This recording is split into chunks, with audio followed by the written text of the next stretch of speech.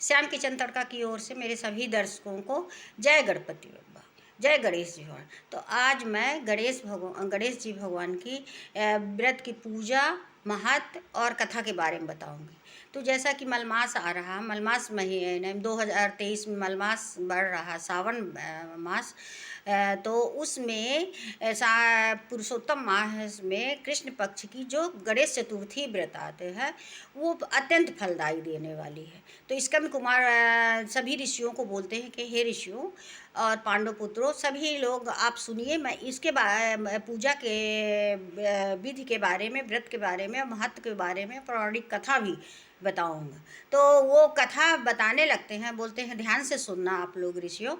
तो क्या हुआ, एक बार वेद व्यास जी आए और सभी वेद व्यास जी आए और खड़े हो गए और सब ऋषियों को बोलते हैं, उन्हीं के सामने इस कथा को सुनाते हैं। तो क्या है कि ये कथा कुछ इस प्रकार है कि एक राजा चंद्रसेन राजा थे, उनकी रानी रत्नावली पत्नी थी। वो राजपाट से बहुत भरपूर थे और बहुत अच्छा धार्मिक परायण राजा थे।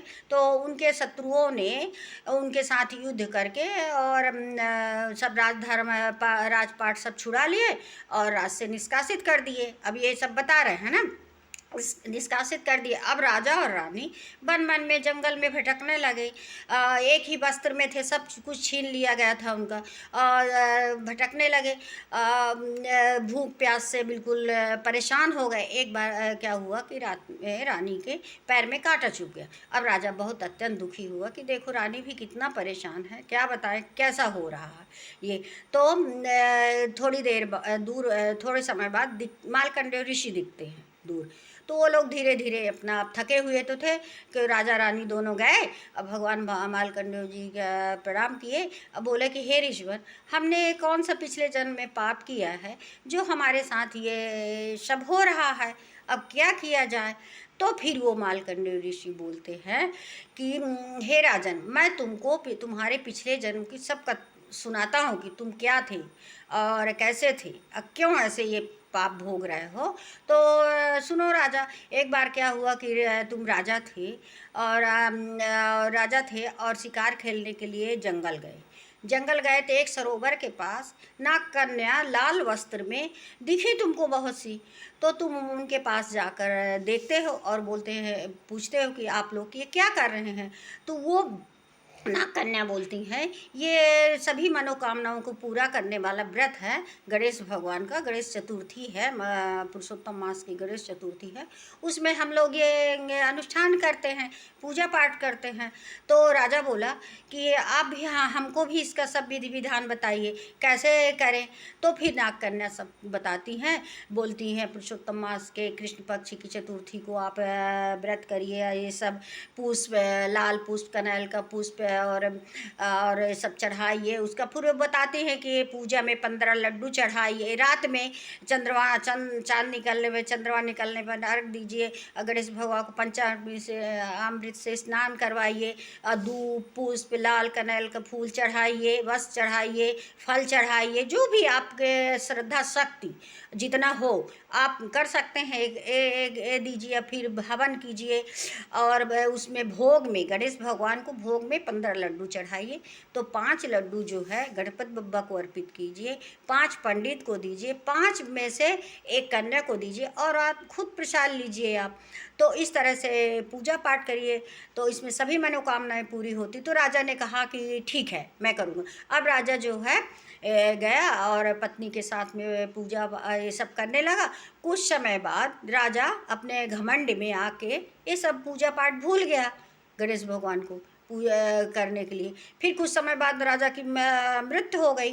अब राजा फिर जो हे राजन, तुम अब जो जन्म लिए हो तुम वही राजा हो, चंद्रसेन के नाम से तुम्हारी वही पत्नी है और तुम यहाँ आए हो। अब तुम जितना तुमने पूजा किया था पुरुषोत्तम मास में गणेश चतुर्थी की, वो तुमको फल मिल गया। अब इसके बाद जो तुमने पाप किया, भूल गए, घमंड किए, तो अब यही पाप तुम भोग रहे हो। राजपाट छुड़ा लिया गया, सबसे दूर हो गए, इतना तुम्हारी रानी भी कष्ट झेल रही है। तो यही सब है राजन। तो मार्कंडेय ऋषि कहते कि हे राजन, तुम फिर से वही पुरुषोत्तम मास आने वाला है कुछ समय बाद, तो आप वही अनुष्ठान कीजिए, गणेश भगवान का आवाहन कीजिए, क्षमा याचना करिए और पूजा करिए। जो विधि विधान मैं बताया हूँ वो सब पूजा करिए, तुम्हारी सभी मनोकामनाएं पूरी होंगी। तो यही वो वेद व्यास जी सब कथा को सुनाते हैं, स्कंद कुमार जी ये सब बता रहे हैं कि ऐसी कथा है। तो राजा फिर आके अपने पत्नी के साथ में सब पूछ किया, तो राजा का राजपाट सब वापस हो मिल गया, और राजपाट भोग के, सुख भोग के उनके संतान की उत्पन्न हुई। गणेश चतुर्थी का व्रत करने से सौभाग्य, संतान, सब धन संपत्ति सब चीज भगवान पूरा करते। ओम कष्टहरे नाथाय नमः। मेरा तो बहुत अजमाया है।